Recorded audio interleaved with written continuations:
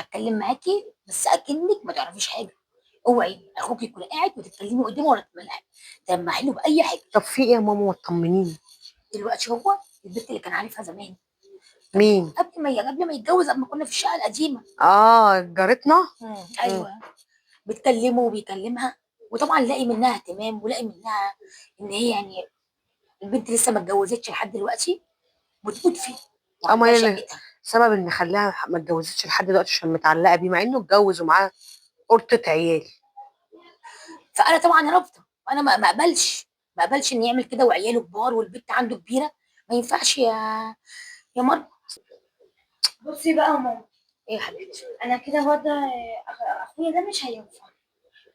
انا ليه مش بقى؟ عارفه انام ولا عارفه اقعد ومتأيده بيه، والاكل انت تعمليه على مزاجه وكل حاجه على مزاجه، حتى لبسي انا بلبسه على مزاجه، مع ان هو متجوز قاعد فوق، يعني المفروض يطلع فوق يتجوز يقعد مع مراته فوق. مراته؟ هي فين مراته يا انجي؟ طب وانا ذنبي ايه؟ ما انت احنا ما عارفه صدقنا. يا حبيبتي، يا مراته بتقعد يا حبيبتي، ما انت عارفه 4 ايام عند امها وبتيجي ال3 ايام والدنيا زي الزفت فوق. طب ما انا اعمل ايه يعني؟ بيتعب ونفسيته بتتعب، ينفع نسيبه لوحده يا واحنا انجي؟ اللي قلنا له اتجوزها ولا هو اخدها عن حب؟ هو حب ايه؟ انا اللي جايبها له، انت ناسيه؟ طب نعمله ايه دلوقتي؟ نرمي اخوكي؟ مش هو اللي قبل يتجوزها؟ لا معلش، نصيب بقى يا ما هي يا بنتي. بنتي سايبه البيت 4 ايام بتروح تقعدهم عند امها هي والعيال. بس يقعدوا هو فوق والبيت وماما تطلع له ما اكل بتقول لك ويروق له الشقه. بتقول مين يعني اللي احنا نروق له هيروق؟ الشقه وتيجي على الجهاز يا انجي؟ انت تروقي له الشقه؟ ايه يا انجي الكلام طب اللي ما بتقوليه ده؟ هنقعد معاه ازاي ده؟ ولا عارفين نقعد ولا عارفين ناكل يا مروه. ما انا ذات نفسي مش من يوم ما بقى بيجي يبات تحت انا بطلت اجي ابات بسبب ان هو اخد الاوضه. حد يتكلم كده على اخوه؟ ماما ما هو شقته فوق مننا، سايبها وجاي قاعد هنا. لا اله طب الا الله. اتجوز ماشي، بس بتقول لك الشقه زي الزفت سايباها طول اليوم، عنهم سايباها زريبه وبتروح تقعد عند يعني امها. انت تقبلي على ابنك؟ ما تجربش الدنا برضه يا مروه. انت تقبلي على ابنك؟ انت ابنك لما بيسكن تفضلي تكلميني اعمل ايه واسوي ايه وتعالي لي يا ماما الحقيني. وابنك صغير يا مروه، انا اسيب شاب زي ده يروح مني؟ طب انا لسه مش قادر يا يحكم جماعه عليها. هيسمع يا جماعه طب ويزعل. اسمعي بس، لا انا عايزه اله الا افهم، الله. يعني هو مش قادر يحكم عليها يقول لها ما سيدنا تروحيش محمد تقعدي عند رسول امك الله. 4 ايام؟ ما بيقول يا بنتي بيحصل مشاكل منها لله، امها دي اللي خربت الدنيا. يعني انا عايزه افهم حاجه، يعني هي دلوقتي 4 ايام عند امها ويا ريتها بتسيب البيت نضيف ولا بتعمل لقمه لجوزها، وقعد ما بتجيش غير 3 ايام بس ولا يومين ونرجع تاني نفس الاسطوانه. طب امها البني ادمه اللي ما عندهاش ضمير ما تقولهاش يا روحي بنتي؟ بيتك. ما بتقولهاش ليه يا ماما؟ امها روحي بيتك لبيتك شوفي وجوزك جوزك وعيالك. وعيالك. قاعده لوحدها. امها قاعده لوحدها. طب احنا نعمل ايه طب بقى؟ انا اعمل ايه؟ قلت كده واتكلمت وهو اتكلم. طب اعمل ايه؟ والله العظيم يبقى يا هو رب. يقعد، معلش هو يقعد معانا. هو ماله ومالكم؟ طب يعمل عندنا لكم حل ايه؟ حلو، اتفضلي. ياكل ويشرب هنا ويطلع على النوم. لا ما ينفعش. يا سلام، طب ما تقول ايه يعني حبه النوم دول؟ ما انت نايمه. هو مش نايم وانت نايمه يا انجي. انا ما بعرفش انزل، يقول لي لا رايحه فين يا مروه؟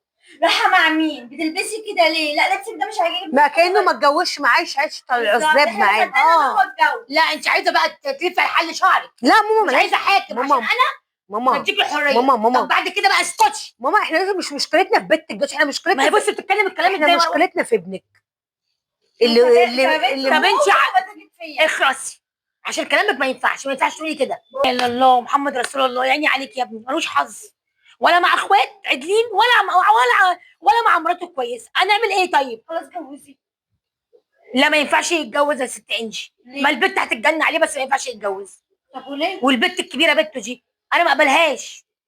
ببقى هي حتى معاملتها وحشه معايا وبتعاملني وحش، بس انا ما اقدرش احطها في الوضع ده. ماما يا حبيبتي يعني سايبه ابنك طول الاسبوع وهي قاعده عند امها وما بتعملش حاجه في البيت وما بتسمعش كلامه بتعاملك وحش وبعاملاكي وحشه وبتعاملك وحش. لما بنطلع نشوف اخونا لما كان قاعده معايا فوق، يعني اللي هو كام يوم اللي هي بتيجي. قولي لي ايه الميزه اللي فيها؟ العيال، انا خايفه على العيال طب اللي انت هيبوظوا. بتشوفي اصلا العيال ما العيال قاعدين عند امها. برضو اسم في اب وراهم. انا كل خوفي على العيال. خلاص. هي تولع بجاز وسخ. اسمعي سيبك، هي مش جايه النهارده بالليل؟ اه. طب حلو جدا، انت تجيبيها تكلميها عشان تبقي عملتي اللي عليكي وارمي لها طب لو بق كده. كلامها- اسمعيني بقى، وارمي لها بق كده ان انت لو فضلتش على الحال ده ابني هيتجوز، يبقى انت عملتي اللي عليكي. هتقولك اتجوز. لو قالت الكلمه دي جوزي. يبقى بالظبط كده، يبقى مفيش حد هيلومك. قومي يا مروه شوفي مين على الباب وهاتي لي كوبايه ميه وانت جايه. تكون هي. شوفي كده هي ولا مش هي بقى بحرقه الدم كل شويه. يلا بالدم حرقه الدم. استغفر الله العظيم يا رب من كل ذنب. مرات ابنك ايه يا هند؟ ايه يا مروه عامله الحمد لله على السلامه يا هند.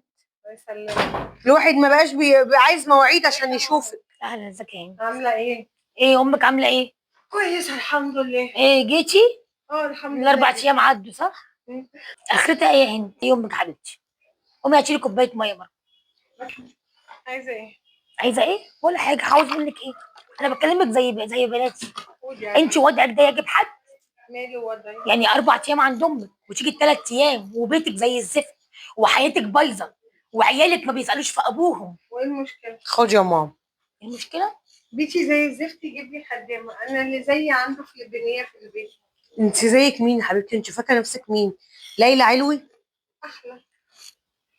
هو ايه المقيطه في الكلام ده؟ حبيبتي انت بتتكلمي كده مع ماما ليه؟ والله احنا بننصحك علشان بيتك ما يتخربش. ما انت يتخرب. بتقعدي 4 ايام عند امك، بتجيلنا هنا يومين ما يتخرب. وسايبه البيت زفت وما بتطبخيش لجوزك. طب وايه المشكلة يجيب دليفري؟ والله اه. طب انا هجوزك مع الف سلامة. خلاص ما ترجعيش تعيطي. بعدين وانت بتيجي 4 ايام عند ماما، انا ما اقدرش اسيب امي لوحدها. طب وجوزك يا حبيبتي اللي عنيكي وفتح لك بيتك. طب طالما حبيبتي مش قد الجواز بتتجوزي ليه؟ ما اقدرش اسيب ماما.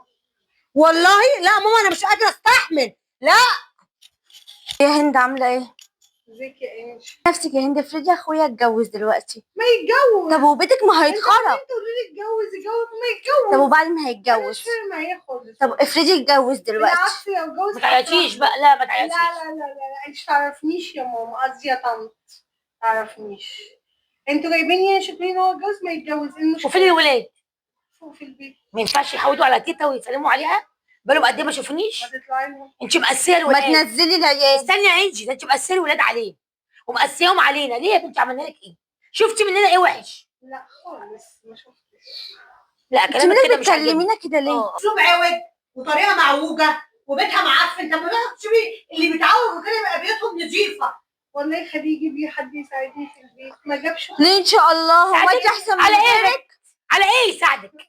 والله هو الشقه من كبرها؟ هو انتوا التلاته عمالين تتنططوا كده. طب خلاص مش بنتنطط. يلا اطلعي بس اطلعي شقتك عشان هو ما يسمعش ويقوم يجيبك من الشارع، مش عايزه مشاكل وحاجه اسمع بيا. يجيبني. لا قومي يلا اطلعي. اروح اعمل له واحده واسجنكم كلكم. تمام طب ماشي ما شاء خلاص الله. اطلعي. متربيه. كنت شقه متربية. مش عايزه. يلا غصب عن اي حد. بس طب يلا. طب قومي يلا روحي بيتك مع انت السلامه مستفزة. وما تخبطيش عليا تاني.